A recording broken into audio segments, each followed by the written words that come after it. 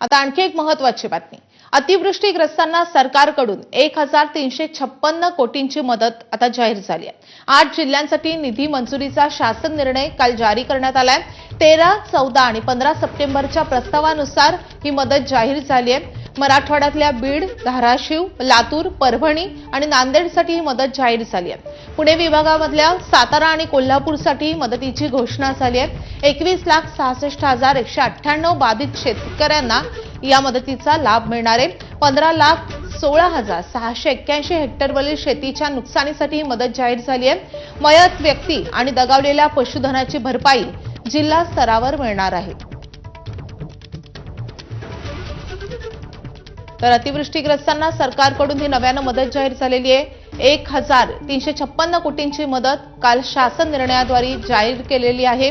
13, 14 आणि 15 सप्टेंबरच्या प्रस्तावानुसार ही मदत जाहीर झाली आहे।